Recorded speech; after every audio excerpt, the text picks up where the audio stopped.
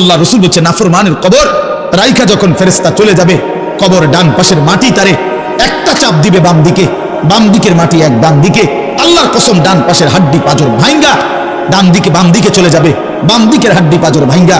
রাসূলুল্লাহ সাল্লাল্লাহু আলাইহি ওয়াসাল্লাম বলছে বন্ধু দেখেন হাত্তা তাখতালিফা আদলাউহু, এই দুই আঙ্গুল যেভাবে একটার ভিতরে ঢুকে গেছে, খোদার কসম ডান পাশের হাড্ডি পাঁজর বাম পাশের হাড্ডি পাঁজর এইভাবে একটার ভিতরে ঢুকে যায়।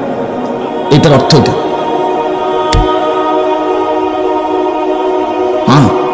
রাসূলুল্লাহ সাল্লাল্লাহু আলাইহি ওয়াসাল্লাম একদিন হযরত বারা ইবনে আযিব রাদিয়াল্লাহু তাআলা আনহু থেকে বর্ণিত, নবীজি একদিন এক সাহাবীর জানাজা পড়তে গেছেন। জানাজা পড়তে গিয়ে খালি কবরের সামনে কিছুক্ষণ দাঁড়াইছেন, তখন ওনারে কবরে রাখে নাই, জানাজাও পড়ায় নাই। নবীজি আগে গিয়া কবরটার সামনে দাঁড়াইছে। হযরত বারা ইবনে আযিব বলেন আমরা নবীজির সাথে ছিলাম, আল্লাহ নবী সাল্লাল্লাহু আলাইহি ওয়াসাল্লাম কবরের খালি এই কবরে দেখা অঝরে কাঁদতে শুরু করছে। আমরা সবাই সাহাবীরা নবীজির সাথে কাঁদতে শুরু করলাম। অনেকক্ষণ কাইদা নবীজি চোখের পানি মুইছা আজীব কথা বলছে নবী। রাসূলুল্লাহ সাল্লাল্লাহু আলাইহি ওয়াসাল্লাম সাহাবীদেরকে লক্ষ্য করে বলছে ইয়া ইখওয়ানি লিমিসলি হাদা ফাআইদু, আমার বন্ধুরা আমার সাথীরা এই কবরে যাওয়ার জন্য তোমরাও রেডি হও, ফাআইদু তোমরাও প্রস্তুতি নাও, অচিরেই তুমি আমি সবাই এই কবরেই পৌঁছে যাইতে হবে। রাসূলুল্লাহ সাল্লাল্লাহু আলাইহি ওয়াসাল্লাম বলছে প্রিয় বন্ধু আমার জওয়ান সাথী আমার, সামান্য এই কয়েকদিনের জওয়ানি নষ্ট না করা, নষ্ট না করা, কোনোভাবেই নষ্ট না করা। এই জন্য বললাম এই সূরা মুলক এটা আল্লাহ তাআলা অত্যন্ত ফজিলতপূর্ণ একটি সূরা। রাসূলুল্লাহ সাল্লাল্লাহু আলাইহি ওয়াসাল্লাম বলছেন এটা কবরের আযাব থেকে রক্ষা করবে। এই সূরা নিয়মিত তাফসীরের মধ্যে আমি নিজে পড়ছি, তাফসীরে কুরতুবীতে আছে। আল্লাহ নবী সাল্লাল্লাহু আলাইহি ওয়াসাল্লাম বলেন লাওয়াদিতু, নবীজি বলেন আমার দিলের আশা, আমার দিলের তামান্না, আমার উম্মতের প্রতিটা মুমিন তার কলিজার ভিতরে তার জবানে এই সূরা মুলক থাকুক, সূরা মুলক থাকুক। অর্থাৎ রাসূলুল্লাহ সাল্লাল্লাহু আলাইহি ওয়াসাল্লাম বলতেন আমার প্রতিটা মুমিন বান্দা উম্মত যেন এই সূরা মুলক তেলাওয়াত করে, যেন কবরের আযাব থেকে রক্ষা পায়। নবীজি 5 ওয়াক্ত নামাজের পরে, আল্লাহর কসম ভাই এখানে অনেক ওলামায়ে কেরাম আছে, আপনি জিজ্ঞাসা করুন, নবীজি 5 ওয়াক্ত নামাজের পরে সরদার দু আলম নবীর তো কোনো গুনাহ নাই, তিনি নিষ্পাপ, তিনি তো জান্নাত উদ্বোধন করবেন। আনা আউয়ালু মান ইয়াকরাউ বাবাল জান্নাহ, নবী বলছে আমি সেই মুহাম্মদ যে প্রথম জান্নাতের দরজা আমি নাড়ব, জান্নাতের কড়া নাড়ব আমি মুহাম্মদ। ভিতর থেকে ফেরেশতা বলবে আপনি কে? আমি বলবো মুহাম্মদ। ফেরেশতা বলবে আনতাজিরু লাক, আমি তো আপনার অপেক্ষাই করছিলাম, আপনি আসবেন বলেই তো অপেক্ষায় ছিলাম, আপনি উদ্বোধন করে দিলেই তো বাকিরা ঢুকবে। তো সেই নবী যিনি জান্নাত উদ্বোধন করবেন, তিনি 5 ওয়াক্ত নামাজের পরে ভাইয়া প্রতিদিন তিনি যেই কথাটা দোয়া করতেন, এর মধ্যে একটা দোয়া এটা, আল্লাহুম্মা ইন্নী আউযু বিকা মিন আযাবিল কবর ওয়া মিন ফিতনাতিল কবর ওয়া মিন ফিতনাতিল মাসীহিদ দাজ্জাল ওয়া মিন ফিতনাতিল মাহইয়া ওয়াল মামাত। আল্লাহ আমি কবরের আযাব থেকে পানাহ চাই। নবীজি নিজে বলতেন, নবীজি নিজে বলতেন। প্রিয় ভাই বাবা আমার, চলেন সবাই নিয়ত করি, নিজেকে গুনাহ থেকে বাঁচানো দরকার, নিজের আল্লাহর নাফরমানি থেকে বাঁচানো দরকার। আল্লাহ তাআলা বলেন ইন্নাল্লাযীনা ইয়াখশাউনা রাব্বাহুম বিল গায়ব, আমি আল্লাহকে না দেখে আমার কথাগুলো আখিরাত সম্পর্কিত এগুলোকে না দেখে যারা আমি আল্লাহকে ভয় করে, আখিরাতকে ভয় করে, জাহান্নামকে ভয় করে, কবরকে ভয় করে, আল্লাহ বলেন তাফসীরের মধ্যে লিখছে ভয় করে মানে হলো গুনাহ বর্জন করে। কোন ব্যক্তি আল্লাহকে ভয় করে, খোদার কসম এই কথার অর্থ হলো গুনাহ ছেড়ে দেয়। যে গুনাহ ছেড়ে দেয় সে আল্লাহকে ভয় করে, যে আল্লাহকে ভয় করে সে গুনাহ ছেড়ে দেয়। কোন নাফরমান আল্লাহকে ভয় করে না, আল্লাহকে ভয় করলে গুনাহ করতে পারে না। বুঝেন নাই বাংলা কথা না? এটা কাগজের এই পিঠ ও পিঠ, কাগজের এই পিঠ ওই পিঠ, এই পিঠে যদি লেখা আছে আল্লাহর ভয়, তো ওই পিঠে লেখা থাকবে গুনাহ বর্জন। যে গুনাহ ছেড়ে দেয় সে অটোমেটিকলি আল্লাহকে ভয় করে, যে আল্লাহকে ভয় করে সে গুনাহ বর্জন করে। এই জন্য তাকওয়ার অর্থ আল্লাহর ভয়, এটার প্রথম অর্থ হলো গুনাহ বর্জন। মান খাশিয়ার রহমান, আল্লাহকে ভয়, এটার প্রথম অর্থ গুনাহ বর্জন, গুনাহ বর্জন। আমার শায়েখ আল্লামা মুফতি মুশতাকুর নবী সাহেব সব সময় চিল্লায় মাহফিলে, অনেক সময় হাজারি করে বলে যে বাপ গুনাহ আগুন, গুনাহ আগুন, গুনাহ আগুন। প্রতিটা গুনার পিঠে ওই পিঠে আগুন আছে। নারীর প্রতিটা বেপর্দা দৃশ্যের মধ্যে খোদার কসম আগুন জ্বলে, ওই সিনেমার নর্তকীর শরীরে আগুন জ্বলে। ওই নায়িকার শরীরে আগুন জ্বলে, মোবাইলের ওই অস্থির ছবির মধ্যে আগুন জ্বলে, মদের আড্ডায় আগুন জ্বলে, জুয়ার আড্ডায় আগুন জ্বলে, সুদের টাকায় আগুন জ্বলে, ঘুষের টাকায় আগুন জ্বলে, বেপর্দা নারীর শরীরে আগুন জ্বলে। ওটা রূপ না, ওটা আগুন, ওটা জাহান্নাম, ওটা জাহান্নাম। আল্লাহ তাআলা বলেন ইন্নাল্লাযীনা ইয়াখশাউনা রাব্বাহুম বিল গায়ব, আল্লাহ তাআলা বলেন আমার যে বান্দারা আমার আখিরাত, আমার জাহান্নাম, আমার পরকাল, আমার কবর, এই কথাগুলোকে ভয় করে, আমি আল্লাহকে ভয় করে, না দেখে আল্লাহ বলেন আমি ওয়াদা দিলাম লাহুম মাগফিরাতুন ওয়া আজরুন কাবীর, আমি তাদের পেছনের সব গুনাহ মাফ করে দেব আর আমার সবচেয়ে বড় পুরস্কার জান্নাত দিয়ে দেব। এখানে এটা এমন শব্দ না যে কিছু শব্দ তো আছে একটা শব্দের সাথে আরেকটা বলছে অর্থহীন, যেমন কলম টলম, তো এটা সবাই বুঝে যে টলমের কোনো অর্থ নাই, কাগজ টাগজ, তো কাগজের অর্থ নাই। কিন্তু শিক্ষা দীক্ষা এমন না, শিক্ষা শব্দের উল্টা না, এটা এমন না যে এটা শিক্ষার উল্টা কিছু না, এটা আলাদা শব্দ।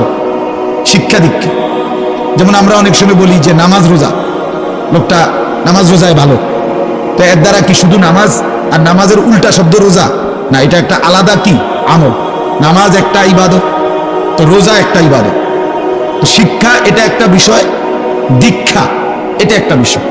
শিক্ষা তো তালিম, দীক্ষা এটা তরবিয়ত, আখলাক। আখলাক অর্থাৎ শব্দ মুখস্থ করা এটা যেমন জরুরি, জিন্দেগি গঠন করা এটাও সমান জরুরি, বরং তার চাইতে বেশি জরুরি।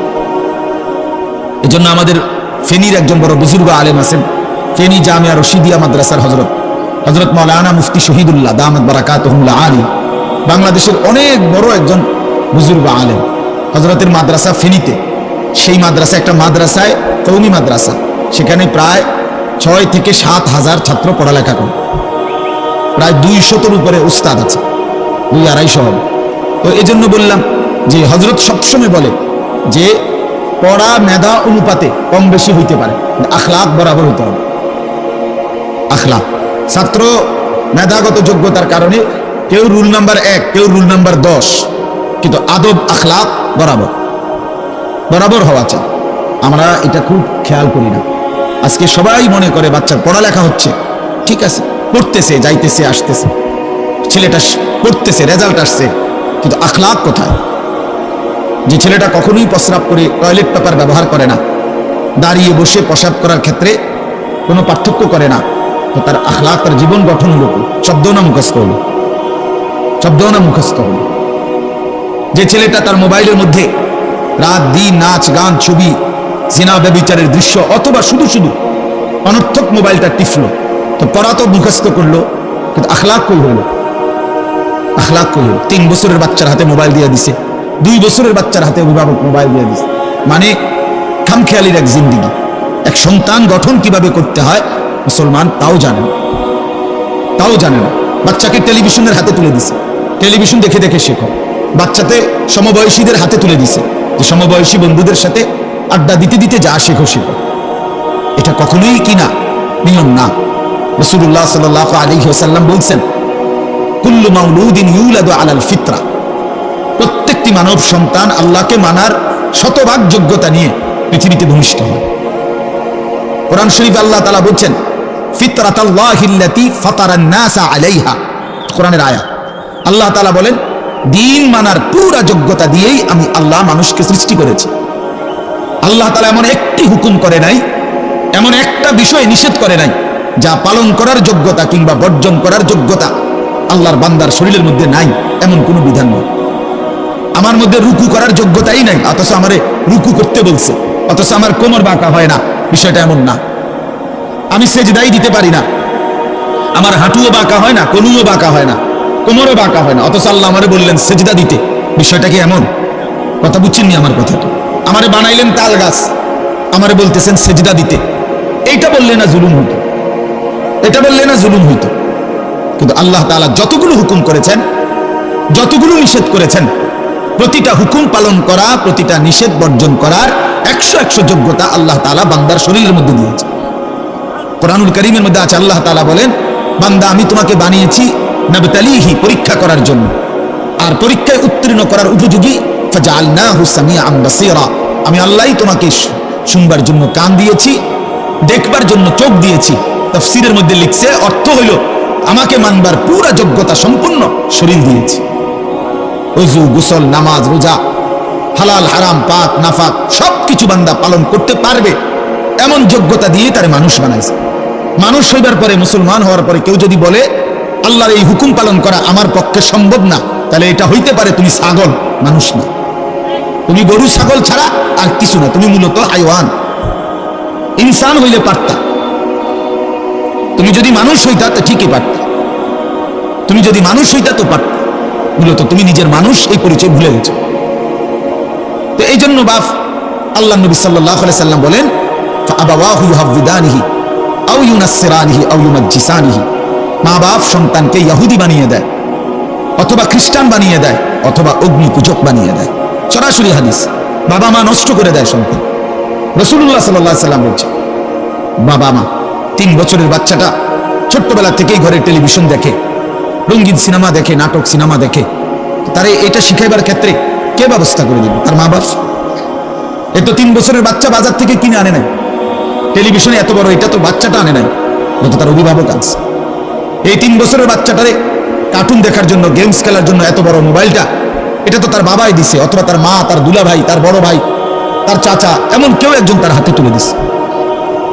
এজন্য আমি সবসময় বলি, যেই মা বাপ অভিভাবক সন্তানের, অপ্রাপ্তবয়স্ক সন্তানের হাতে এই বড় মোবাইলগুলো তুলে দেয়, এই মা বাবার চাইতে বড় জালেম আর কেউ নেই। ওরা নিজ হাতে সন্তানকে গলা টিপে হত্যা করে ফেল, ধ্বংস করে দিল, বরবাদ করে দিল, বরবাদ করে দিস। অসংখ্য অভিভাবক আমাদেরকে তো বলে, বাচ্চা হুজুর খায় না, ঘুমায় না, বাচ্চা মোবাইল না দেখতে না দিলে খায়ও না, ঘুমায়ও না, কান্দে, শুধু কান্দে কান্দে। তার এই বদ অভ্যাস কে বানাইল? আর দ্বিতীয় কথা হলো, কান্দলে কি হয়েছে? কোনো বাচ্চা যদি কান্দে, তো কান্দলে কি মরে যায় মানুষ? তো এটা কান্দুক, কান্দলে কি হয়েছে? কান্দতে কান্দতে সে একসময় থেমে যাবে। 3 বার পরে, 4 বারের পরে সে বুঝে নিবে যে এটা আমারে দিবে না। কথা বোঝেন নাই? কাঁদতে কাঁদতে নাহলে 3 বার কাঁদলো, 4 বার কাঁদলো, 10 বার কাঁদলো, একটা পর্যায়ে সে বুঝবে যে এটা আর আমারে দিবে না, এটা আমারে দিবে না। এই জন্য বাপ আমার এটা খেয়াল করা চাই। আমি এই কথাটা শুরু করছি এই কথার থেকে, যে কোরআন সুন্নাহর ইলমের জন্য, আদব জন্য। এক তো আপনি শুনলেন প্রতি সপ্তাহে জুমার বয়ান হয়, ইমাম সাহেব কইতে পারবে, ইমাম সাহেব কি কয়, আমনে আমনের মতো, হুজুর হুজুরের মতো না। এই শুধু এতটুকুর জন্য আসা যাওয়া, আল্লাহর কথা শোনা, যে কি শুনলাম কিছুই বুঝলাম না, নিজের জন্য কিছুই গ্রহণ করলাম না, এটা ইনসাফ না। আল্লাহর কোরআন জিন্দেগি বদলাবার জন্য, আমাদের জীবনের পরিবর্তনের জন্য আসছে, পরিবর্তনের জন্য। কোরআনুল কারীমের প্রতি অক্ষর নূর, কোরআনুল কারীমের প্রতি অক্ষর হুদান, হেদায়েত, কোরআনুল কারীমের প্রতি অক্ষর মাউইজা, উপদেশ, কোরআনুল কারীমের প্রতি অক্ষর বুশরা, সুসংবাদ, কোরআনুল কারীমের প্রতি অক্ষর বাসায়ের, অন্তর্দৃষ্টি সম্পন্ন জ্ঞান, কোরআনুল কারীমের প্রতি অক্ষর আহসানাল হাদিস, সর্বশ্রেষ্ঠ কথা, কোরআনুল কারীমের প্রতি শব্দ মুতাশাবিহান, সাদৃশ্যপূর্ণ, কোরআনুল কারীমের প্রতি শব্দ মাসানি, বারবার তেলাওয়াতকৃত, পাঠকৃত। কোরআনুল কারীমের অসংখ্য বৈশিষ্ট্য আল্লাহ তাআলা কোরআনে উল্লেখ করেছেন। মা ফাররাতনা ফিল কিতাবি মিন শাই, আল্লাহ বলেন একটা বিষয়ের আলোচনা আমি বাদ দেই নাই কোরআনের মধ্যে। ওয়া নাযালনা আলাইকাল কিতাবা তিবয়ানান লিকুল্লি শাই, বন্ধু আমি আপনার উপরে যে কোরআন নাজিল করেছি তা সমস্ত কিছুর বিস্তারিত বর্ণনা। এজন্য বদনসিব ওই সন্তান, ওই অভিভাবক দুর্ভাগা, যে মুসলমান পরিচয় দেওয়ার পরেও নিজ সন্তানকে আল্লাহর কোরআন দেখে দেখেও পড়তে জানে না। আল্লাহর কোরআন দেখে দেখে ছোট বাচ্চা হাফেজে কোরআন হয়েছে, এই মাত্র দেখছেন আমরা, হাফেজে কোরআন হয়েছে। মুসলমানের সন্তান আল্লাহর কোরআন 30 পারা কলিজার মধ্যে গ্রহণ করছে। আর কি পরিমাণ দুর্ভাগা মুসলমান! আল্লাহর দেওয়া চোখ, আল্লাহর দেওয়া জিহ্বা, আল্লাহ কোরআনে বলছে আলাম নাজআল লাহু আইনাইন, বান্দা আমি কি 2টা চোখ দেই নাই? ওয়া লিসানান, আমি কি জিহ্বা দেই নাই? শাফাতাইন, 2টা ঠোঁট কি আমি দেই নাই? হাসরের ময়দানে আল্লাহ তাআলা জিজ্ঞেস করবে, বান্দা আমার দেওয়া 2টা চোখ, আমার দেওয়া জিহ্বা, আমার দেওয়া ঠোঁট, এত লক্ষ কথা বললা, এত কিছু দেখলা, এত শব্দ উচ্চারণ করলা, পৃথিবীর কত লক্ষ কথা তুমি জীবনে বললা, অথচ আমার কালাম, সর্বশ্রেষ্ঠ আসমানি কিতাব মালিকের এই কোরআন, এটা একটু দেখে দেখেও পড়তে পারো না, এর চাইতে বড় বদনসিব আর কে হইতে পারে? এজন্য আমি পরিষ্কার বলি সবসময়, আল্লাহর কোরআন যে মুসলমান দেখে দেখেও শুদ্ধ করতে পারে না, আমার দৃষ্টিতে ওই লোকটা বোবা। আপনি বোবা, মূলত দোস্ত তুমি বোবা। বাকি কথাগুলো না বললেও চলতো, বাকি কথাগুলো না বললেও চলতো, এই পৃথিবী ভোগ করা যেত। বোবা মানুষ যারা, তারা কথা না বলতে পারলেও ভাতও খাইতে পারে, ঘুমও যাইতে পারে, পেশাব পায়খানাও করে, বিয়েও করে, বোবা মানুষের বাচ্চা কাচ্চা হয়। এরকম দেখছেননি কখনো? না, কথা বলেন না কেন? তাহলে বোবায়ও তো পৃথিবী ভোগ করে। তাইলে বোঝা গেল দুনিয়ার এই ভাত মাছ বিয়া বউ, দুনিয়ার এই যৌন চাহিদা পূরণ আর পেশাব পায়খানার ঘুম, এটুকুর জন্য কথা না বললেও চলতো, অন্ধ হইলেও চলতো, অন্ধ হলেও চলতো, চোখে না দেখলেও কত মানুষ পৃথিবী ভোগ করতেছে। তাহলে যে জবান আল্লাহর দেওয়া, যে চোখ আল্লাহর দেওয়া, সেই মালিকের কালাম দেখে দেখেও পড়তে পারলাম না। 16 বছর বাচ্চাটা পড়লো, অথবা আপনি পড়াইলেন, একবারও ভাবলেন না হায় আমার সন্তানকে আমি কি পড়াইলাম? একবারও মনে করলেন না বাফেরই কি হলো, সন্তানের বা কি হলো? হায় মুসলমান, বাফও তো ছিল মুসলমান, ছেলেটাও তো মুসলমান। না বাফের একবার মনে পড়লো, না ছেলের একবার মনে পড়লো, না মায়ের একবার মনে পড়লো, না ছেলেটার একবার মনে পড়লো যে আমার মালিকের কোরআন পড়তে পারি না। পৃথিবীর কত পড়া, দরকারি বেদরকারি মিলাইয়া, পৃথিবীর বাকি সমস্ত পড়ালেখার মধ্যে প্রয়োজনীয় অপ্রয়োজনীয় কথার মিশ্রণ। কিছু কথা দরকারি আছে, কিছু কথা বেদরকারি আছে। সমস্ত বাংলা বইয়ের মধ্যে দরকারি কথাও আছে, বেদরকারি কথাও আছে। ইংরেজি বইয়ের মধ্যে দরকারি কথাও আছে, বেদরকারি কথাও আছে। কথা বলে, হ্যাঁ, রোদ হচ্ছে, বৃষ্টি হচ্ছে, খেকশিয়ালের বিয়ে হচ্ছে, এটা কোনো দরকারি কথা হলো? এটা কিছু শিখার কিছু? এটা হাট্টিমা টিম টিম তারা মাঠে পারে ডিম, এটা কি? এটা কোনো শিখার কিছু? আগডুম বাগডুম ঘোড়াডুম সাজে, আগডুম কি বাগডুম কি? তার বাপের 14 গোষ্ঠী করতে পারবে না আগডুম কি? যে লিখছে এটা অনর্থক কথা। 2 little black birds sitting on a wall, one called Peter, one called Paul। দুইটা কাউয়া একটা ওয়ালের মধ্যে বসছে, একটা কাউয়ার নাম হলো পিটার আর একটা কাউয়ার নাম হলো পল। এই হলো কবিতার অর্থ। এটা কি শিখছে ছেলেটা? এখানে কি শিখার? কাউয়া ওয়ালে বসলেই কি, টিনের সালে বসলে কি? কাউয়া তো কাউয়া, কাউয়া লইয়া আমার দরকার কি? কাউয়া কই বইছে? এটা আমার বাচ্চা শিখতে হইব, আমি কি কাউয়ার বাচ্চা? বলেন কি অর্থ আছে এটাতে? আর এই পিটার পল এটা সম্পূর্ণ কাফেরের নাম।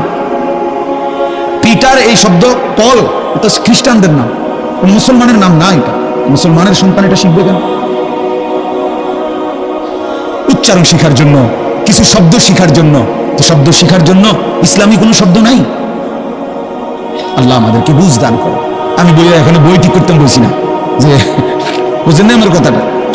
অর্থ এই উদ্দেশ্য আমি বই ঠিক করতে বসি নাই, অর্থ একটা উদাহরণস্বরূপ বললাম আর কি। আবার দরকারি কথাও আছে। আমাদের দেশে সেই ছেলে কবে হবে, কথায় না বড় হয়ে কাজে বড় হবে, ফাইন কথা। সকালে উঠিয়া আমি মনে মনে বলি সারাদিন আমি যেন ভালো হয়ে চলি, চমৎকার কথা। দূর হলো দূর খোলো কুকুমনি উঠোরে, এগুলো তো অন্যায়, এসব কবিতাও তো না। আমরা আমলে না রিমিক করতেছি, এমনকার কি আছে আমি জানি না। এগুলো আমার সময় পড়ছি আমরা ছোটবেলায় প্রাইমারিতে। যাই হোক বাপ, অর্থ হলো আল্লাহর কোরআন থেকে সন্তানকে বঞ্চিত করেন না। বঞ্চিত আপনাদের কাছে অনুরোধ, এই যে কয়জন বসছেন, জোয়ান ভাই যারা বসছেন, ভাই আমার স্কুলে পড়েন, কলেজে পড়েন, কোনো অসুবিধা নাই, ঠিক আছে। নতুন করে আবার মাদ্রাসায় ভর্তি হতে পারবেন না, আমরাও জানি, কিন্তু কোনো একটু সময় বের করে আল্লাহর কোরআন সময় সুযোগ বের করে শেখা সম্ভব। শুক্রবারটা তো অবসর থাকেন, বৃহস্পতিবার বিকাল থেকে তো অবসর থাকেন, শনিবারটা তো অবসর থাকেন, তো একটু আল্লাহর কালাম পড়েন। কোন একজন আলেমের কাছে, কোন একজন মসজিদের ইমামের কাছে, কোন একজন মাদ্রাসার উস্তাদের কাছে নিজে আলাদা একটু সময় বাইর করেন যে আমার মালিকের কোরআন আমি একটু শুনি, আল্লাহ তাআলার কালাম শুনি। আহা, কোরআনুল কারীমের নূর, এটা যে শুনলো না, সে শুনলোটা কি? সে শিখলো কি, পড়লো কি? মজাই তো পাইলেন, কথা বলার মজাই তো হয় নাই। আমি তো অনেক সময় বলি, আল্লাহর ঘরের কালো গিলাফ আর মদিনার সবুজ গম্বুজ যে দেখে নাই, যে চোখ, সে দেখলো কি? কালো গিলাফ যে দেখে নাই কাবার, রাসূলুল্লাহর রওজায়ে আতহারের সবুজ গম্বুজের ওই সৌন্দর্য যে দেখে নাই, যে চোখ, সে জীবনে কি দেখলো? আমার একবার মক্কা শরীফ এক লোক উমরার সময়, বাংলাদেশি এক লোক দৌড়াইয়া আমার আয়সা জড়াইয়া ধরছে, ধরাইয়া কাঁদা দিচ্ছে, বলছে হুজুর আমি আপনার এক কথার কারণে হজে আসছি, উমরায় আসছি। আমি বললাম মানে এই কথাইটা আমি এটা শুনছি আজ আপনি বলছেন যে চোখ কাবার কালো গিলাফ দেখে নাই, রাসূলুল্লাহ সাল্লাল্লাহু আলাইহি সাল্লামের রওজায়ে আতহারের সবুজ গম্বুজ দেখে নাই, সে দেখলো কি? ওইটা আমার দিলে লাগছে যে হ্যাঁ ঠিকই, তো আমি আর কি দেখলাম? তো যেই জবান আল্লাহর নামে নিতে জানে না, মালিকের কোরআনই পড়তে জানে না, তুমি পড়লা কি মিয়া? তুমি কি গোড়ার ঘাস কাটলা মিয়া? বাকি সবগুলো পড়া না হলেও দুনিয়া চলতো মিয়া। মূর্খ বকলম, নাম দস্তখত করতে জানে না, টিপসই দেয় এমন হাজারো মানুষ দুনিয়া ভোগ করতেছে। বাড়ি গাড়ি, নেতাগিরি, মাতবুরি, ক্ষমতা, দালান বিল্ডিং সবটা দুনিয়া ভোগ করছে, অথচ নামটাও সই দিতে জানে না। এমন নাই? বলেন না এমন নাই? তো সে কোন যোগ্যতায় দুনিয়া ভোগ করছে? সে কিভাবে দুনিয়া ভোগ করতেছে? যদি বলেন সে সমাজে তার কোনো মান সম্মান, আরে না মিয়া, বহুত নেতাদের মাতবর সমাজের সে তো মূর্খ, টাকার জোরে ক্ষমতা দেখাচ্ছে, এমন মানুষ নাই? তো তাইলে এই জন্য বাফ আবার অনুরোধ করছি আমি, অর্থ হলে অপমান করা না, জেনারেল শিক্ষা নিষেধ করা না। আমি তো কুমিল্লা ভিক্টোরিয়া কলেজ থেকে মাস্টার্স পাস করছি, সায়েন্স বিজ্ঞান বিভাগ থেকে দাখিল পাস করছি। এর মানে এটা বাদ দিতে বলতেছি না, বাদ তো আমি দিছি না, বাদ আপনি দিছেন। কথা বুঝেন নাই? বাদ আপনি দিছেন, আল্লাহর কোরআন বাদ দিছেন, রাসূলুল্লাহ সাল্লাল্লাহু আলাইহি সাল্লামের সুন্নাহ বাদ দিছেন। এতগুলো পড়ছেন, ধন্যবাদ আপনাকে, এটা পড়লেন না কেন?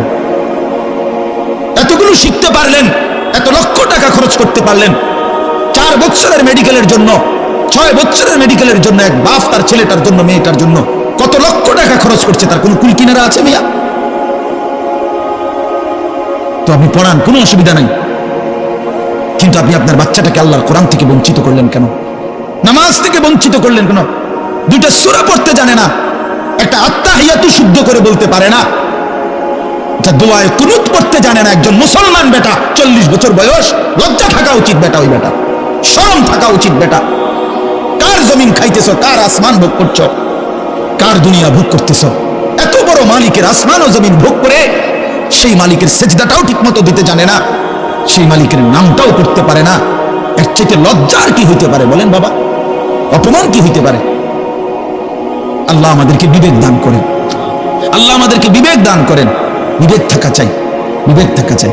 কোরআনুল কারীমের মধ্যে আছে, আল্লাহ তাআলা বলছে, একটা সাংঘাতিক কথা আছে কোরআন শরীফে, ফাবিআইয়ি হাদিসিন বা'দাহু ইউমিনুন। আমার দিল নড়ে কোরআনের এই আয়াত শুনলে, কলিজা সুদ্ধা কাঁপা ওঠে। আল্লাহ তাআলা কোরআনে বলছেন, এই 29 পারার মধ্যে আছে, সূরা মুরসালাতের মধ্যে আল্লাহ তাআলা বলে, বান্দা 23 বছরে আমি আমার রাসূলের কাছে এই সর্বশ্রেষ্ঠ কিতাব নাজিল করলাম, আমার সবচেয়ে শ্রেষ্ঠতম কথাগুলো আমি তোমাদের জন্য দিলাম। বান্দা, এর চাইতে আর দামি কোন কথা বললে তোমরা আমার কথা মানতা? বুঝেন নাই? ফাবিআইয়ি হাদিস, ফাবিআইয়ি হাদিস, আল্লাহ বলছে বান্দা এরপরে আর কি বললে, এর চাইতে দামি কথা আর কোনটা বললে, আর কোন কিতাব নাজিল করিলে, আর কেমনে বললে? ফাবিআইয়ি হাদিসিন বা'দাহু ইউমিনুন। আর কিভাবে বললে বান্দা ঈমান আনতা, বিশ্বাস করতা? আকিমুস সালাহ, আকিমুস সালাহ 80 বারের চাইতে বেশি বলছি আমার কোরআনে, আর কতবার বললে আমারে সিজদা দিতা? ইত্তাকুল্লাহ, ইত্তাকুল্লাহ বারবার বলেছি, আল্লাহকে ভয় করো, আর কতবার বললে বান্দা আমারে ভয় করতা? কতবার বলছি? আল্লাহ বলবেন। রাসূলুল্লাহ সাল্লাল্লাহু আলাইহি সাল্লাম বাপ আমার, বন্ধু আমার, নওজোয়ান সাথী আমার, মনে রাখবেন, বিশ্বাস করেন, রাসূলুল্লাহ সাল্লাল্লাহু আলাইহি সাল্লাম হাসরের ময়দানে অসংখ্য উম্মতকে জিজ্ঞেস করবে, এই আমলনামা যখন দেখবে, প্রত্যেকটা উম্মত তার নিজ নিজ আমলনামা, রাসূলুল্লাহ সাল্লাল্লাহু আলাইহি সাল্লাম দেখবেন, এই আমলনামা দেখে নবী জিজ্ঞেস করবে, উম্মত 23টা বছর একটানা আমি কেঁদেছি, উম্মত 23 বছর তোদের জন্য আমি কেঁদেছিলাম, এমন রাত গেছে সারা রাত উম্মতের জন্য আমি কেঁদেছি, সারা রাত দোয়া করছি উম্মতের জন্য। তায়েফের পাথরের আঘাতে পিঠ চালনির মতো ছিদ্র বানায় ফেলছি, পেটের কষ্টে, ক্ষুধার কষ্টে 14 দিনের চাইতে বেশি পেটে 2টা পাথর বাইদা ক্ষুধার কষ্ট হজম করছি। উহুদের দান দান শহীদ করা রক্তে আমি বেহুশ হয়ে আমি পড়েছিলাম। সেই নবী আমি আর কত কাঁদলে, আর কত রক্ত ঝরাইলে উম্মত তুমি আমার কথা মনে করতা, তুমি আমার কথা ভাবতা। সাল্লাল্লাহু আলাইহি ওয়াসাল্লাম যখন এটা জিজ্ঞেস করবেন তখন কি জবাব হবে বাপ? বলেন, ইনসাফের কথা বলেন। কি মনে করছেন সুপারিশ? হাসরের ময়দানের সুপারিশ মানে কি? মুখে বিড়ি সিগারেট, চেহারায় রাসূলুল্লাহ সাল্লাল্লাহু আলাইহি ওয়াসাল্লামের সুন্নাত নাই, 50 বছর ধরে সুদের লেনদেন, কোনদিন 5 ওয়াক্ত নামাজ আদায় করেন নাই, স্ত্রী বেপর্দা, ঘরের মধ্যে প্রতিদিন রঙিন টেলিভিশন চলতেছে। এই অবস্থায় কবরে যাইবেন, আর হাসরের ময়দানে দাঁড়াইলেই নবীজি সুপারিশ করে আপনারে বেহেশত দিয়ে দিবেন। বিষয়টা মামুর বাড়ি না, বিষয়টা মামুর বাড়ি মনে করছেন আপনি। এটাকে কি মনে করলেন আপনারা? রাসূলুল্লাহ সাল্লাল্লাহু আলাইহি ওয়াসাল্লাম সুপারিশ করবেন, এর কোনো নিয়ম কানুন নাই, কোনো বিধি নিষেধ নাই, আইন কানুন নাই। হাউজে কাউসারের পানি, এটা কি 10 টাকার পানির বোতল মনে করছেন? রাসূলুল্লাহ সাল্লাল্লাহু আলাইহি ওয়াসাল্লাম বলেছেন, এক ঢোক পানি পান করলে আর কোনদিন বান্দা তৃষ্ণার্ত হবে না। এতটা আজিমুস শান দামি, এমনি দিয়ে দিবেন, এমনি দিয়ে দিবেন। দয়া করে ভাবতে শেখেন, নিজের ভালো বোঝেন, নিজের ভালো, নিজের ভালো। আমি যে সূরাটা পড়ছি, এই সূরাটার নাম হলো সূরা মুলক, 29 নম্বর পারা, কোরআনুল কারীমের 67 নম্বর সূরা। এই সূরাটার নাম হচ্ছে সূরা মুলক। এই সূরার 3টি আয়াত, 12, 13, 14, এই 3টি আয়াত আমি আপনাদের সামনে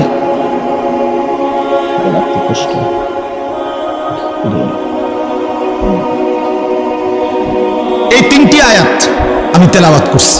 এই আর অল্প একটু সময়ের মধ্যে আমি আপনাদের সামনে এই 3টা আয়াতকে সামনে রেখে কয়েকটা আর কথা বলতে চাই। প্রথম কথা, আপনারা রাগ হইয়েন না আমার, আমি আপনাদেরই অঞ্চলের মানুষ, এখন আপনারাও আমার, আমিও আপনাদের। আল্লাহর কোরআন শিখেন। আমার কথা হলো, আমি বলি না যে সবাই সব জেনারেল পড়া বন্ধ করে দেন, অর্থ হলো আপনি একটু সময় বাইর করেন। কথা, যারা চাকরি করেন, ব্যবসা করেন, বুড়া মানুষেরও অনেক বয়স্ক লোক কইল, হুজুর না আর কইয়া লাভ নাই, এই বয়স না নাই, বিড়ি খাই না বয়স আছে। হ্যাঁ মাশাআল্লাহ, বিড়ি খাইতে কইলে চা দোকানে গপ মারুন না, বয়স ঠিকই রয়েছে অনেক। হ্যাঁ, এখনো টেলিভিশন 3 ঘন্টা চাইতে কইলে মাশাআল্লাহ, কাকুর শরীরে বল আছে। মানুষের বেডির নাচ দেখবো, এতে কোনো লজ্জা শরম নাই। দুনিয়া ভোগ করতে বললে, ভাত খাইছে মাত্র, এখন যদি বলেন আবার আপেল খাবেন নি, হদ পেঁয়াজু খাবেন নি, চা দোকানে গেছে আর আবার খাবো। দুনিয়া পুরাটা ভোগ করবে, 90 বছরেও দুনিয়া ফুরায় না, 90 বছরেও আখিরাত মনে পড়ে না। আফসোসের ব্যাপার মিয়া। আল্লাহ বলছে কোরআনে, আলাম ইয়ানি লিল্লাযীনা আমানু আন তাখশা কুলুবুহুম লিযিকরিল্লাহ। এই আমার ইমানদার বান্দা, আমায় আল্লাহর ভয়ে, আমার স্মরণের জন্য, আমার বন্দেগীর জন্য তোমার দিলটা নরম হওয়ার সময় আজও কি হয়নি বান্দা? 365 দিনে খোদার একটা বছরে যে কোনো দিন ফজরের নামাজ পড়লা না যুবক, তোমারে যেন আল্লাহ ডেকে বলে, হায় বান্দা, তাহলে কি আর কোনো দিন নামাজ পড়বা না? 30 বছর ধরে যে কোনো দিন সুদের লেনদেন ছাড়লেন না, হারাম রোজগার করেই গেলেন, আল্লাহ তাআলা যেন ডেকে বলে, বান্দা, তাহলে এই নাফরমানি কি আর কোনোদিন ছাড়বা না বান্দা? সিদ্ধান্ত নিয়ে ফেলছো তাইলে আজীবন সুদের উপরেই থাকবা, আজীবন মিথ্যার উপরেই থাকবা। তাহলে কি বান্দা এই ফয়সালা নিয়ে ফেলছো? আজীবন কাস্টমার ঠকাইয়েই যাইবা, ওজনে কমই দিয়ে যাবা। তাহলে কি এই ফয়সালা নিয়ে নিছো তোমার বিবি আজীবন বেপরদাই থাকবে? তোমার ঘরে অহরহ প্রতিনিয়ত রঙিন টেলিভিশন চলবে নিয়মিত, এই ফয়সালা তোমার? ঠিক আছে বান্দা, কুলু ওয়া তামাত্তাউ কালিলান ইন্নাকুম মুজরিমুন, কোরআন শরীফের আয়াত। আল্লাহ বলছেন, নাফরমান বান্দা, খাও, দুনিয়া ভোগ করো কিছুক্ষণের জন্য, শুধু মনে রেখো ইন্নাকুম মুজরিমুন, তুমি কিন্তু পাপী। এই কথাটা শুধু মনে রাখো, বাকিটা পরে হলো, ভাত খাও। হ্যাঁ হ্যাঁ, কোরআন শরীফের আয়াত এটা, কুলু ওয়া তামাত্তাউ কালিলান ইন্নাকুম মুজরিমুন। আল্লাহ যেন বলে 8টার সময় যেই নাফরমান নাস্তা খাইতে বসে, আল্লাহ বলে, বান্দা খা, কোনো অসুবিধা নাই, শুধু মনে রাখিস বেঈমান, ফজরের নামাজ পড়ো নাই, কথা কেন শুধু মনে রাখো, পরে হইব অন খাও। রাত 10টা বাজে যেই নাফরমান ভাত খাইতে বলছে, আল্লাহ তাআলা যেন ডাক দিয়ে বলছে, বেঈমান খা, ভাত খা, খানা আমি আটকাইতাম না, শুধু মনে রাখিস এশার নামাজ পড়স নাই, ভাত খা বেঈমান, খানা আটকাবো না, খানা আমি জন্তু জানোয়াররাও খাওয়াই, তোরে খাওয়াবো না কেন? খানা আমি কুকুর বিড়ালরাও খাওয়াই, খানা আমি গরু ছাগলরাও খাওয়াই, তোরে দেবো না কেন বান্দা? খা, শুধু মনে রাখবি ইন্না আ'তাদনা লিল কাফিরিনা সালাসিলা ওয়া আগলালাম ওয়া সাইরা। আল্লাহ বলে প্রতিটা নাফরমানের জন্য আমি রেডি রাখছি আগুনের শিকল এবং আগুনের বেড়ি এবং জাহান্নামের আগুন। এক নম্বর 70 জিরাআন, 70 হাত লম্বা আগুনের শিকল দিয়ে জাহান্নামীকে হাসরের ময়দানে আল্লাহর ফেরেশতা বাঁধ দিবে। এক, দুই নম্বর, দুইটা হাত দোস্ত দেখেন শুধু আমার দিকে, সূরা ইয়াসিনে আছে ইন্না জাআলনা ফি আ'নাকিহিম আগলালান ফাহিয়া ইলাল আদকানি ফাহুম মুকমাউন। এটার অর্থ হলো এই যে হাসরের ময়দানে প্রত্যেকটা পাপী নাফরমানকে ফেরেশতা দুই হাত আলগি দিয়া এইভাবে ঘাড়ের সাথে বাঁধ দিয়া ধইরা এই দুই থুতনির নিচে দুই হাত এভাবে দিয়া এইভাবে বাঁধ দিয়া আল্লাহর কসম, রব্বে কাবার কসম করে বলবো এইভাবে বাঁধ দিবে। আর কোনদিন বেঈমান চোখটাও নিচের দিকে নামাইতে পারবে না, কারণ এই থুতনি তো উঠাই দিছে উপরের দিকে, এটা দিয়ে ঠেলা দিয়া। এটা অর্থ হলো আগলাল। এই আয়াতের সূরা ইয়াসিনের এই আয়াতের অর্থ এটাই, ইন্না জাআলনা ফি আ'নাকিহিম আগলালান। আল্লাহ বলছে বান্দা আমি দেখাবো। আল্লাহ ডাক দিয়ে বলে ভাই আমারও তোমারও, জওয়ান কেউ বুড়ো কেউ। আল্লাহ বলে বান্দা কি মনে করছো আমি রহমান না? ঠিক আছে, তুমি কি এটা শোনো নাই আমি যে কাহ্হার? তুমি তো শুনছো আমি রাহিম, তুমি কি শোনো নাই আমি জব্বার? আমি যুনতিকাম, আমি প্রতিশোধ গ্রহণকারী।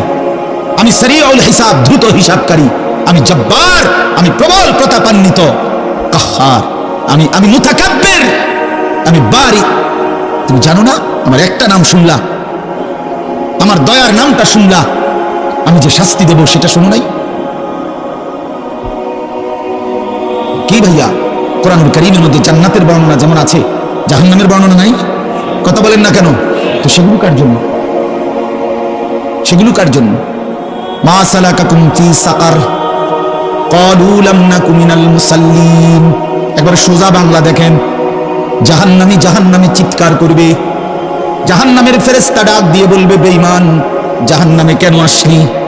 ক্বালু লাম নাকু মিনাল মুসাল্লিন।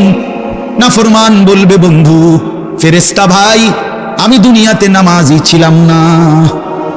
কি ছিলাম না? সরাসরি কোরআনের আয়াত। আল্লাহ বলেন ওয়াইলুন ইয়াউমাইদিল লিল মুকাদ্দিবিন। সমস্ত মিথ্যাবাদী নাফরমান পাপীদের জন্য সেদিন জাহান্নাম। যদি বলেন কেমন নাফরমান মাওলা? আল্লাহ বলেন ওয়াইদা কিলা লাহুমুর কাউ লা ইয়ারকাউন। দুনিয়ায় এই নাফরমানকে যতবার বলা হয়েছিল রুকু করতে, সেজদা করতে, নামাজ পড়তে, বেঈমান নামাজ পড়ে নাই, এজন্য জাহান্নাম। কোরআনুল কারীমে আল্লাহ বলছেন কাল্লা ইদা বালাগাতিত তারাকি। নাফরমানের মৃত্যুর সময় যখন আসবে, মালাকুল মউত আজরাইল তারে যখন ডাক দিবে আইয়াতুহান নাফসুল খাবিসা। প্রতিটা পাপী নাফরমানের জান কবজের সময় আজরাইল যখন ডাক দিয়ে বলবে হে খবিস আত্মা বের হ, উখরুজি, বের হ। আত্মাটা বের হতে চাইবে না। আল্লাহর নবী বলেন কসম বাবা, নবীজি বলে মালাকুল মউত আজরাইল খপ করে ধইরা কলজা থেকে রূহটা একটা টান দিয়া ছিঁড়া ফেলবে, একটা টান দিয়া ছিঁড়া ফেলবে। এরপরে রূহটা কণ্ঠনালীর কাছে এসে আটকায় যাবে। কাল্লা ইদা বালাগাতিত তারাকি, তারাকি মানে কণ্ঠনালী। ফালাউলা ইদা বালাগাতিল হুলকুম ওয়া আনতুম হিনাইদিন তানজুরুন। এটার অর্থ এটাই, হুলকুম মানে কণ্ঠনালী। বের হতে চাইবে না রূহ। আজরাইল তখন ধরে টাইনা হেসরাইয়া ছিঁড়া ছিন্ন ভিন্ন করে বেঈমান নাফরমানের কলজা ছিঁড়া ফেলবে, রূহ ছিঁড়া ফেলবে, এরপরে শরীর থেকে বের করে নিয়ে আসবে। আরে বন্ধু এই কোরআনে আছে, আল্লাহ নিজে বলছে এমন নির্মম মৃত্যু হলো কেন? এই নাফরমানের মউত এত কঠিন হলো কেন? তার কলজা ছিঁড়া ফেলছে, রূহ ছিঁড়ে ফেলছে, এমন মৃত্যু হলো কেন? আল্লাহর কসম বাপ আমারও বলি আপনারও বলি, আল্লাহ কোরআনে সরাসরি বলছে এমন ভয়ানক মৃত্যু হলো কেন? ফালা সাদ্দাকা ওয়ালা সাল্লা।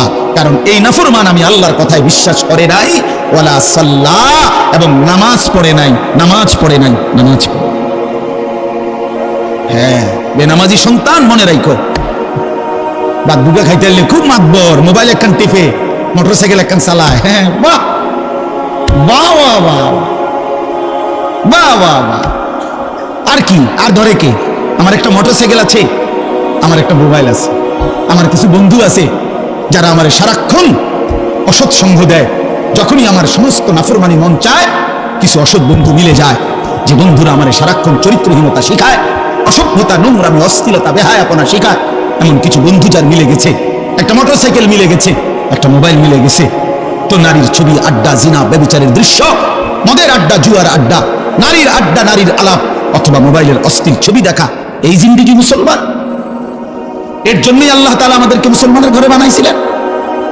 এই জন্যই আমার বাবা মুসলমান, এই জন্যই আমার মা মুসলমান। আল্লাহ আপনি মাফ করে দেন, ইনসাফের সাথে ভাইবেন। অনেক নওজোয়ান ভাই, সবাইরে অনুরোধ করলাম, দোস্ত আমার, ইনসাফের সাথে ভাইবেন, নিজেরে নষ্ট করেন না। ছেলেরা আমার, ভাইয়া নিজেরে নষ্ট করো না ভাই, নওজোয়ান ভাই নিজেরে নষ্ট করো না। শেষ পর্যন্ত কেউ নাই, শেষ পর্যন্ত একদিন, দিন শেষে, রাত শেষে দেখবেন আমার সাথে কেউ নেই, আমি একাই, আমি একাই। একদিন কবর আমার সব সম্পর্ক ছিন্ন করে দিবে, একদিন মৃত্যু আমাকে সব ভুলায় দিবে, সব ভুলায় দিবে। তো এই সূরাটার নাম হলো সূরা মুলক। এটা কোরআন শরীফের অত্যন্ত ফজিলতপূর্ণ একটা সূরা, মাত্র 30টা আয়াত এই সূরার মধ্যে।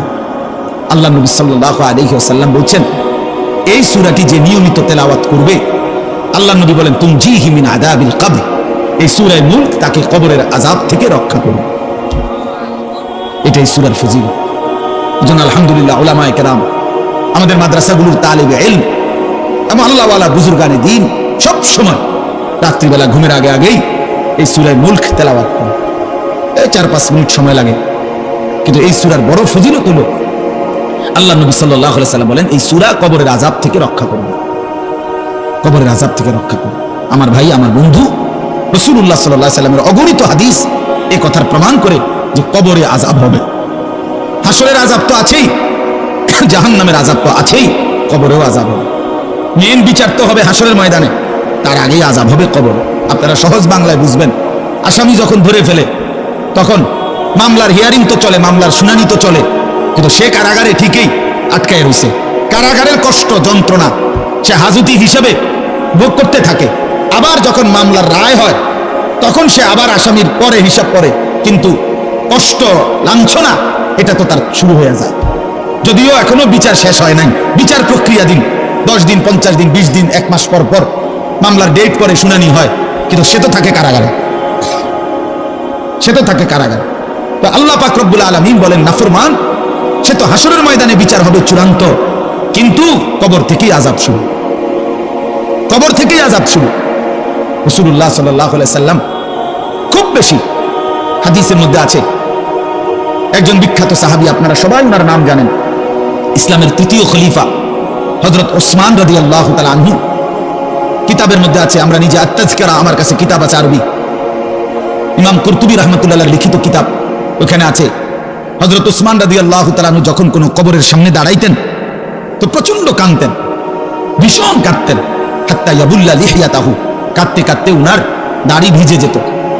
তো উনার সাথীরা জিজ্ঞেস করতেন, হযরত আপনি জাহান্নামের কথা বললেও এত কাঁদেন না, অথচ কবর দেখলে এভাবে কাঁদেন কেন? তো তিনি বলতেন, ইন্নাল কবরা আউয়ালু মানাজিলিল আখিরাহ, শোনো, কবর হচ্ছে আখিরাতের প্রথম ঘাঁটি। ফা ইন নাজা মিনহু ফামা বাদাহু আইসারু মিনহু, যদি কোনো ব্যক্তি এই কবরের ঘাঁটিতে বাইচা যায়, পরবর্তী সবগুলো ঘাঁটি তার জন্য সহজ। ওয়া ইন লাম ইয়ানজু মিনহু ফামা বাদাহু আশাদ্দু মিনহু, এই কবরে, এই ঘাঁটিতে যে জিততে পারবে না, বাঁচতে পারবে না, তো পরবর্তী সবগুলো ঘাঁটি তার জন্য তার চাইতে বেশি কঠিন। এই কথার কারণে আমি ভয় পাই, কবর দেখলে আমার মনে পড়ে, হায় আমি এই কবরের আযাব থেকে বাঁচবো কিনা, এই ভয়ে আমার কাঁদতে থাকি। তো এরপরে তিনি বলছেন, হযরত উসমান রাদিয়াল্লাহু তাআলা আনহু বর্ণনা করেন যে আল্লাহর নবী সাল্লাল্লাহু আলাইহি সাল্লাম বলছেন, আমার ভাই খেয়াল করে শুনেন, নবীজি নিজে বলছেন, আল্লাহ রাসূল সাল্লাল্লাহু আলাইহি সাল্লাম জীবনে কোনোদিন একটা শব্দ বানায়া বলছেন? কথা বলেন, অতিরিক্ত বলছেন, বেশতি বলছেন, শুধু ভয় দেখানোর জন্য বলছেন না, তামাশা করে বলছেন? এটা আপনাদের ইয়াকিন তো? কথা বলেন না। আল্লাহ নবী সাল্লাল্লাহু আলাইহি সাল্লাম বলেন, মা রাআইতু মানজারান কাত্তু ইল্লা ওয়াল কবরু আফজাউ মিনহু। রাসূলুল্লাহ বলেন, হযরত ওসমান বর্ণনা করেন যে আমি নবীজির জবানে শুনছি, নবীজি বলছেন, হে আমার উম্মত, আল্লাহর কসম উম্মত, কবরের চাইতে অধিক ভয়ানক কোন আযাবের দৃশ্য আমি রাসূল মুহাম্মদ দেখি নাই, আমি দেখি। রাসূলুল্লাহ সাল্লাল্লাহু আলাইহি সাল্লাম বলছেন, প্রিয় ভাই আমার, আল্লাহ নবী সাল্লাল্লাহু আলাইহি সাল্লামের সরাসরি হাদিস, যে ব্যক্তি কবরের 3টা প্রশ্নের জবাব দিতে পারবে না, রাসূলুল্লাহ সাল্লাল্লাহু আলাইহি সাল্লাম বলেন আল্লাহ তাআলার পক্ষ থেকে তখন ফেরেশতাদের কাছে ঘোষণা আসবে, আফরিশুহু মিনান নার ওয়ালবাসুহু মিনান নার ওয়াফতাহু লাহু বাবান ইলান নার। আমার এই নাফরমান বান্দার কবরে জাহান্নামের বিছানা বিছিয়ে দাও, জাহান্নামের পোশাক পরিয়ে দাও, আর জাহান্নাম বরাবর তার জন্য কবর থেকে দরজা খুলে দাও। ফেরেশতারা যখন এই কার্যক্রমটা শেষ করবে, প্রথম জাহান্নামের বিছানা বিছায় দিছে, পোশাক পরায় দিছে, জাহান্নাম বরাবর দরজা খুলে দিছে, আল্লাহ নবী সাল্লাল্লাহু আলাইহি ওয়াসাল্লাম বলেন একজন ফেরেশতা এসে তখন ফায়ুদরাবু লাহু বিমিতরাকাতিন মিন হাদিদিন, নবীজি সাল্লাল্লাহু আলাইহি ওয়াসাল্লাম বলেন তখন একটা লোহার হাতুড়ি, লোহার গুর্জ, লোহার হাতুড়ি দিয়ে একজন ফেরেশতা তাকে একটা আঘাত করবে। কি আঘাত, কোথায় আঘাত করবে? সরাসরি হাদিসের শব্দ, বারবাতান বাইনা উযনাইহি, তার 2 কান বরাবর একটা আঘাত করবে। রাসূলুল্লাহ সাল্লাল্লাহু আলাইহি ওয়াসাল্লাম বলেন ফায়াসিহু সাইহাতান, ওই নাফরমান তখন এত জোরে চিৎকার করবে, ইয়াসমাউহা মান ইয়ালিহি ইল্লা সাকালাইন, মানুষ এবং জিন ব্যতীত আল্লাহর সমস্ত সৃষ্টি ওই বেঈমানের চিৎকার শুনতে পাবে।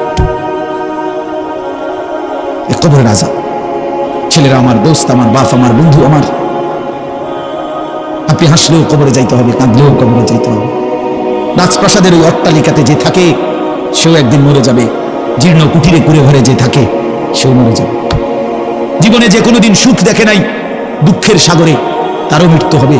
জীবনে যে কোনোদিন দুঃখ দেখে নাই, সুখের সাগরে ভাসছিল, তারও মৃত্যু হবে, সেও মরে যাবে। কবর নিশ্চিত, কবর নিশ্চিত।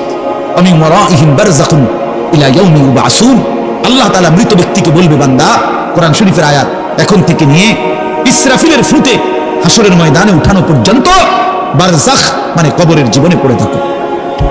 ভেবে দেখেন, ভেবে দেখেন, শুধু 1 মিনিট, আমিও ভাবি, আপনিও ভাবেন।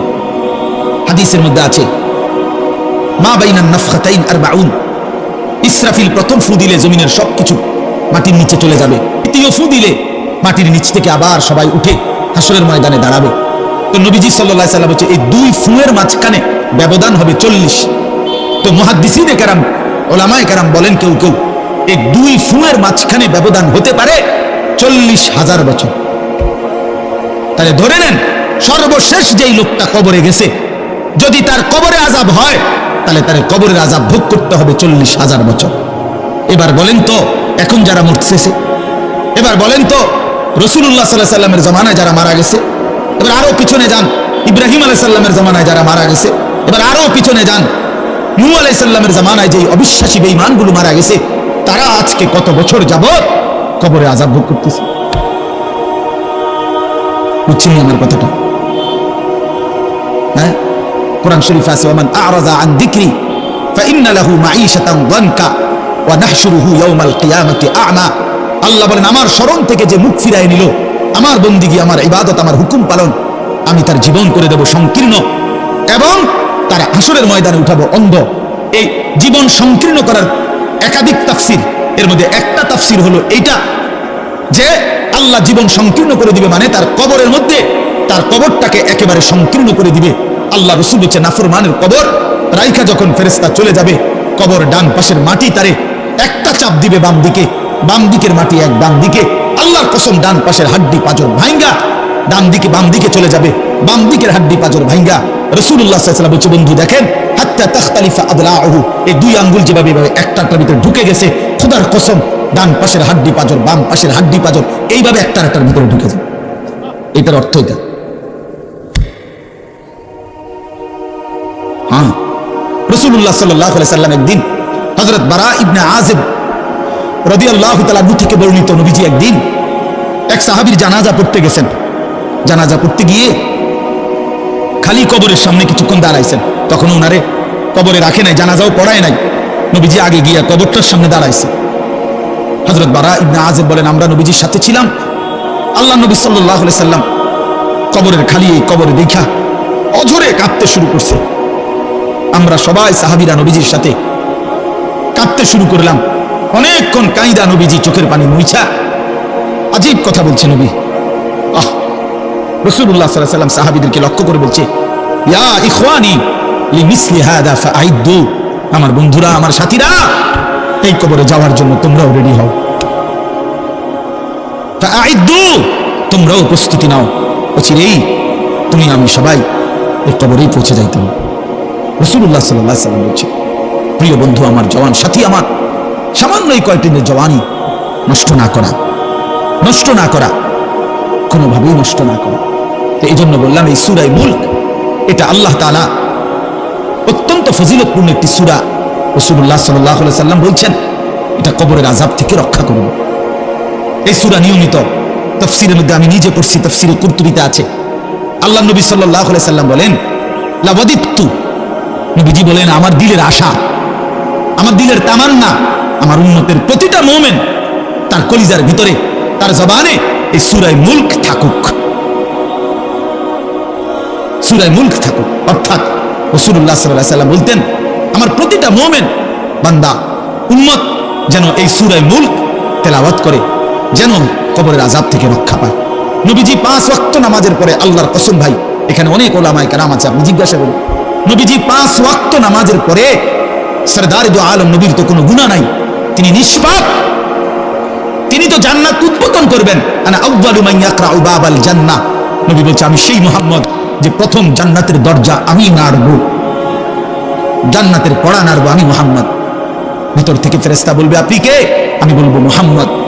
ফেরেশতা বলবে আনতাজিরুলাক, আমি তো আপনার অপেক্ষাই করছিলাম, আপনি আসবেন বলেই তো অপেক্ষায় ছিলাম, আপনি উদ্বোধন করে দিলেই তো বাকিরা ঢুকবে। তো সেই নবী যিনি জান্নাত উদ্বোধন করবেন, তিনি 5 ওয়াক্ত নামাজের পরে ভাইয়া প্রতিদিন তিনি যেই কথাটা দোয়া করতেন, এর মধ্যে একটা দোয়া এটা, আল্লাহুম্মা ইন্নী আউযু বিকা মিন আযাবিল কবর ওয়া মিন ফিতনাতিল কবর ওয়া মিন ফিতনাতিল মাসীহিদ দাজ্জাল ওয়া মিন ফিতনাতিল মাহইয়া ওয়াল মামাত। আল্লাহ, আমি কবরের আযাব থেকে পানাহ চাই। নবীজি নিজে বলতেন, প্রিয় ভাই বাবা আমার, চলেন সবাই নিয়ত করি, নিজেকে গুনাহ থেকে বাঁচানো দরকার, নিজের আল্লাহর নাফরমানি থেকে বাঁচানো দরকার।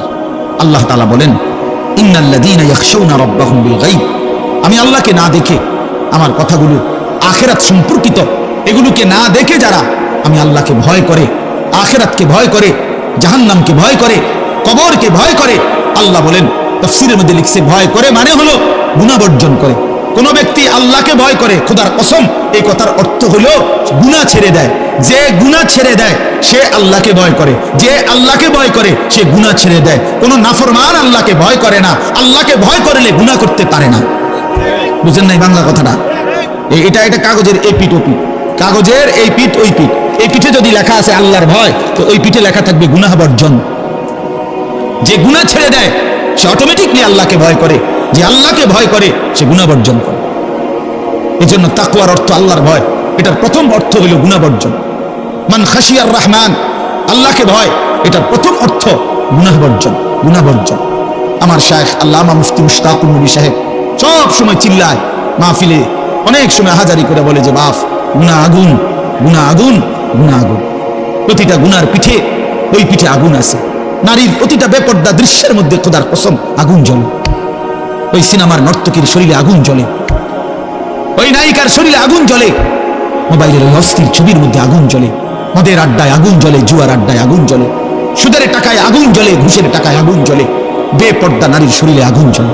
ওইটা রূপ না, ওটা আগুন, ওটা জাহান্নাম, ওটা জাহান্নাম। আল্লাহ তাআলা বলেন ইন্নাল্লাযীনা ইয়াখশাউনা রাব্বাহুম বিল গায়ব, আল্লাহ তাআলা বলেন আমার যে বান্দারা আমার আখিরাত, আমার জাহান্নাম, আমার পরকাল, আমার কবর, এই কথাগুলোকে ভয় করে, আমি আল্লাহকে ভয় করে, না দেখে আল্লাহ বলেন আমি ওয়াদা দিলাম লাহুম মাগফিরাতুন ওয়া আজরুন কাবীর, আমি তাদের পেছনের সব গুনাহ মাফ করে দেব আর আমার সবচেয়ে বড় পুরস্কার জান্নাত দিয়ে দেব। এরপরে আল্লাহ বলেন ওয়া আসিররু কাওলাকুম আবিজহারু বিহি ইন্নাহু আলীমুন বিযাতিস সুদূর। মানুষের তিনটা অবস্থা কথার ক্ষেত্রে, মানুষ তার অভিব্যক্তির ক্ষেত্রে তিনটা অবস্থা হয়। মানুষ কখনো জোরে কথা বলে, মানুষ কখনো আস্তে কথা বলে গোপনে, আর কখনো মানুষ অন্তরে জল্পনা কল্পনা করে, ঠিক না? এই তিনটাই অবস্থা। তো আল্লাহ তাআলা বলেন, এর একটা ছোট্ট তাফসীরের মধ্যে আছে, মক্কার কুরাইশরা, কাফেররা নবীজির বিরুদ্ধে দিবানিশি ষড়যন্ত্র করত, বুঝছেন? তো ষড়যন্ত্র করতে বইলে মাঝে মধ্যে এই বেকুবরা বইলে কইতো আস্তে কো, আস্তে, এই আস্তে কো বেটা, আসিররু, আস্তে কথা বলো, কাই লা ইয়াসমা রাব্বা মুহাম্মদ, মুহাম্মদের খোদা যেন শুনতে না পায়। শুনলে কি অসুবিধা হইব? এরাই বলতো শুনলে জিবরাইলের কাছে কয়ে দিব, হে আবার মুহাম্মদের কাছে এসে পড়ব, একবারে ফেসে পড়ব। হ্যাঁ, তাফসীরের মধ্যে আছে। আল্লাহ তাআলা বলেন, হায় হায় রে বেওকুফ, কি বললি, কি ভাবলি, আল্লাহরই চিনলি না, আল্লাহকেই চিনলি। হ্যাঁ, অনেক নওজোয়ান বেচারা ইয়ারফোন লাগাইলে মনে করে কেউ শুনে না, না ইয়ারফোন লাগাইলে আর কি বুঝেন না, কানের মধ্যে দুটো বল্টু লাগাইছে, খালাস, আর তো দুনিয়ার কেউ শুনে না। আরে না ফরমান, দুনিয়ার কেউ শুনে না সেটা তো কথা না, আর শাজিমুল মালিক তো শুনে। ওয়া আসিরু কাওলাকুম আবিজহারু বিহি, রব্বুল আলামিন বলেন তোমরা যদি আস্তে কথা বলো, আবিজহারু বিহি, যদি জোরেও কথা বলো, ইন্নাহু আলিমুম বিদাতিস সুদূর, আল্লাহ বলে শুধু এই দুইটা না বান্দা, আস্তে বলো, জোরে বলো, অথবা অন্তরের ভিতরে যা লুকায়িত করো, আমি আল্লাহ সবটাই পুরাপুরি জানি। এরপরে শেষ অসাধারণ একটা যুক্তি আল্লাহ দেখাইছে, শেষ কথা আমার, আলা ইয়ালামু মান খালাক, আজীব কথা। আল্লাহ বলে, আচ্ছা বান্দা, তোমার আমি একটা কথা জিজ্ঞাই, তুমি আমার কথাটার উত্তর দাও। এর কথা কি তুমি বুঝো না যে আলা ইয়ালামু মান খালাকা, যে সৃষ্টি করলো, যে বানাইলো, তিনি জানবে না, তিনি বুঝবে না, তিনি শুনবে না, এটা তুমি কেমনে ভাবলা? তুমি কও, তোমার বিবেকে কি কও? এতটি বাদ খাইয়া বুঝিয়ে কথাটা বুঝলা না, এতদিন দুনিয়ার থেকে বুঝিয়ে কথাটা বুঝলা না। আলা ইয়ালামু মান খালাক, এই তৃতীয় আয়াত। আল্লাহ বলেন, যিনি সৃষ্টি করলেন তিনি জানবে না? যে কোম্পানি এটা বানাইছে সে জানে না এখান দিয়ে কথা বলে না, এখান দিয়ে কথা বলে? কথা বলেন না কেন? তো যিনি সৃষ্টি করলেন আল্লাহ, আমরা কি করছি না করছি তিনি আমাদের কথা জানবেন না? কথা বলেন না, বলেন না, শুনেন তিনি? আল্লাহ শুনেন কিনা, দেখেন কিনা, জানেন কিনা? ওহুয়াল লতীফুল খবীর, আল্লাহ বলেন তিনি সূক্ষ্ম থেকে সূক্ষ্ম, বিন্দু থেকে বিন্দু সেটাও জানেন। খবীর, পুরা সৃষ্টির খবর একসাথে তিনি পূর্ণ রাখেন, পূর্ণ রাখেন। এই জন্য দোস্ত আমার, রাত 2টা বাজে, নওজোয়ান মনে করছে চারিদিকে কেউ জেগে নাই, সবাই ঘুমায় গেছে, এই জন্য সে মোবাইলের উলঙ্গ ছবি দেখছে। আল্লাহ ডাক দিয়া বলে, আনিস আমি আছি। মালিক ডাক দিয়া বলে, আলাম ইয়ালাম বিআন্নাল্লাহা ইয়ারা, তুমি কি এই ভেবেছো আমি, তুমি জানো না বান্দা আমি যে সারাক্ষণ তোমাকে দেখি? আল্লাহ তাআলা রাতেও দেখে, দিনেও দেখে, একাকীও দেখে, প্রকাশ্যও দেখে, অন্ধকারেও দেখে, আলোতেও দেখে। 7 আসমানের উপরে কোনো ফেরেশতা হাঁটলেও মালিক দেখে, 7 তবক জমিনের নিচে কোনো পিঁপড়া হাঁটলেও মালিক দেখে। আটলান্টিক মহাসাগরের যে প্রাণী গভীর তলদেশে, আল্লাহ তাকেও দেখে। হিমালয়ের সুউচ্চ চূড়ায় যে প্রাণী, আল্লাহ তাকেও দেখে, তাকেও দেখে। ওয়া ইয়ালামু মা ফিল বাররি ওয়াল বাহর, জলে স্থলে যা আছে আল্লাহ বলেন সব তিনি জানেন। ওয়া মা তাসকুতু মিন ওয়ারাকাতিন ইল্লা ইয়ালামুহা, একটা গাছের পাতাও যদি পড়ে আল্লাহ বলেন আমি তাও জানি। ওয়ালা হাববাতিন ফি যুলুমাতিল আরদ, মাটির তলদেশে যেই চারা দানা বীজ তোমরা রোপণ করছো, বপন করছো, আল্লাহ বলে কোন দানা কোন চারা আমি তাও জানি। ওয়ালা রাতবিন ওয়ালা ইয়াবিসিন, শুকনায় কি আছে ভিজাতে কি আছে আমি সব জানি। ইল্লা ফি কিতাবিন মুবিন, ওহ মালিক বলে শুধু জানি না রে বান্দা, আর আমি সব কিছু আমার তাকদীরে লৌহে মাহফুজের মধ্যে স্পষ্ট করে লিখে রাখছি, লিখে রাখছি, লিখে রেখেছি।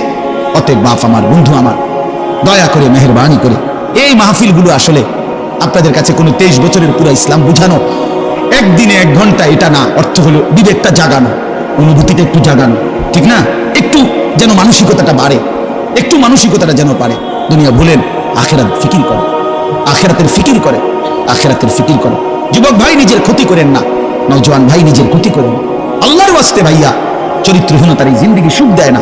কোনো পাপী সুখে নাই, কোনো হারামখোর, কোনো মদখোর, কোনো গাঁজাখোর, ফুট্টাখোর, বাবাখোর, ডাইলখোর, ইয়াবাখোর, একটা নাফরমান সুখে নাই, সুখে নাই। কোন বেপরদা নারী সুখে নাই। আমি চ্যালেঞ্জ করলাম, কোন হারামখোর, সুদখোর, গাঁজাখোর একটাও সুখে নাই, একটাও সুখে নাই, একটাও সুখে নাই। কোন নাফরমান সুখে থাকে না বন্ধু। সেজদাতে সুখ আছে, আল্লাহকে ডাকলে সুখ আছে, আল্লাহকে ডাকলে সুখ আছে, মালিকের সেজদায় সুখ আছে। এজন্য চলেন ইনশাআল্লাহ নিয়ত করি, আল্লাহকে ডাকবো ইনশাআল্লাহ।